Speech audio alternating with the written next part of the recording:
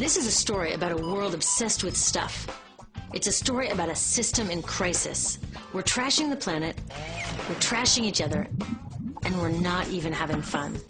The good thing is that when we start to understand the system, we start to see lots of places to step in and turn these problems into solutions.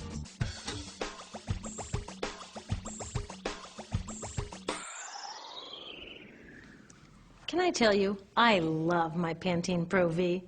Of the dozen or so personal care products that I use every day, it's the one I can't live without. It says it gives my dull hair the ultimate cool shine. How does it do that? I was wondering that while I was lathering it in my hair one day, so I read the ingredients right here. Sodium lauryl sulfate, tetrasodium EDTA, methyl isothiazolinone. What is this stuff? I took this list to some scientists who know how to read it. Turns out my Pantene contains a chemical linked to cancer. And lots of other products in my bathroom, from sunscreen to lipstick and even baby shampoo, also contain chemicals linked to cancer or other problems like learning disabilities, asthma, and even damaged sperm. Like most parents, I try to keep my family safe. But now I find out my bathroom is a minefield of toxins? What are we supposed to do? To find out the answers, we have to go back to one of the key features of our materials economy: toxics in, toxics out. If, at the factory, you pour toxic chemicals into a product, like baby shampoo, you're going to wind up with toxic baby shampoo, and toxics in workers, communities, and, babies. So let's take a closer look at this toxic outrage where it seeps into our lives every day, in the bathroom. The average woman in the U.S. uses about 12 personal care products daily. The average man about 6. Each product containing a dozen or more chemicals. Less than 20% of chemicals in cosmetics have been assessed for safety by the industry's safety panel, so we just don't know what they do to us when we use them. Would you fly in an airline that only inspects 20% of its planes? Of course, not all of these chemicals are dangerous, but we know that many are. Some are carcinogens. That means that they can cause cancer. Others are neurotoxins and reproductive toxins, proven to mess up brain development and reproduction in animals. Wait a minute, we're animals too. It's like a giant experiment. We're using all these mystery chemicals and just waiting to see what happens. One thing we do know is that they're getting inside us. I had my body's toxicity levels tested, and I'm loaded with things like mercury, flame retardants, triclosan, and lead. We all are. Even babies are being born pre-polluted. Now, I know we can't live in a lead-free world, but do we have to put lead in our lipstick? I don't know. Maybe it's my fault. Maybe I just bought the wrong thing. At the store, the choices seem endless. I can get lipstick in 49 shades, or shampoo for hair that's too dry, oily, fine, limp, or frizzy. But what about the choices that really matter? Like the choice to buy products that are safe? It turns out the important decisions don't happen when I choose to take a product off the shelf. They happen when companies and governments decide what products should go on the shelves. So who are these companies? This is Procter & Gamble. They're the ones offering me Herbal Essences, the #2 shampoo in the country. It contains toxic petrochemicals made from oil. Since when is oil an herb? On cosmetics labels, words like herbal, natural, even organic have no legal definition. That means that anybody can put anything in a bottle and call it natural, and they do. I mean, can you imagine a top seller called Petro Essences? Gross. What's even nastier are hair relaxers marketed to 5-year-olds and skin whitening creams. These are super toxic, both in their ingredients and in the message they send about what beauty is. Ooh, here's Estee Lauder offering me a chance to help find a cure for breast cancer.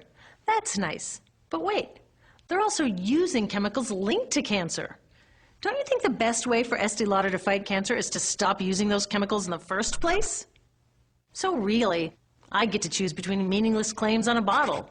But these guys get the real choice about what goes into those bottles. And that happens back here, at the factories where they're formulated. Why do the makers of these products use all these toxics?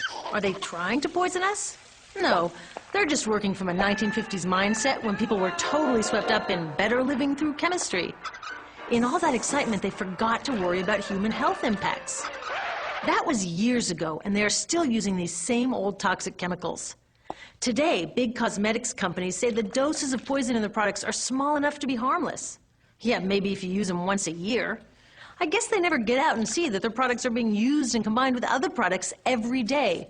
A little toxic dose under your arms, a little more on your hair, on your lips. And workers in nail and hair salons get dosed all day long. So the industry is used to doing things this way, and they can. Because even now that scientists have linked the chemicals they're using to all sorts of problems, there are no laws to get rid of them. You're thinking, really? Come on, nobody's making sure that the stuff we smear all over our bodies is safe? Nope. The FDA doesn't even assess the safety of personal care products or their ingredients. Since 1938, they've banned just 8 out of over 12,000 ingredients used in cosmetics. They don't even require that all of the ingredients be listed on the label. Now, this is an example where we can all agree a little more government action would be helpful. This lack of regulation leaves a huge hole that the cosmetics industry is all too happy to fill. They set up their own committee to self-police their products, and compliance with their recommendations is voluntary. So the cosmetics industry is making the rules and then deciding whether or not to follow them. So you see, it isn't our fault that these toxic products are in our bathrooms. It's a whole broken system that's ignoring the simple rule: toxics in, toxics out. But we're not helpless. There are resources online that we can use to protect ourselves by identifying the best possible choices in the store. But the real action is with people working to change the system. Because if we really want to solve this problem, we got to start here with these guys. Women, parents, workers, people all over the country are demanding that Congress pass a new law, giving FDA the power to make sure that our personal care products are safe. We need common sense laws based on the precautionary principle. That means that when you're dealing with hazardous chemicals, just err on the side of caution. Let's not debate how much lead should be allowed in lipstick. Just get the toxic chemicals out of our products. Smarter laws would force companies to get past that old 50s mindset and figure out how to get us all clean and shiny without toxic chemicals. Can they? Totally. Many responsible cosmetics companies are already putting safer products on the market. Green chemists are developing substances that are designed to be safe and non-toxic in the first place.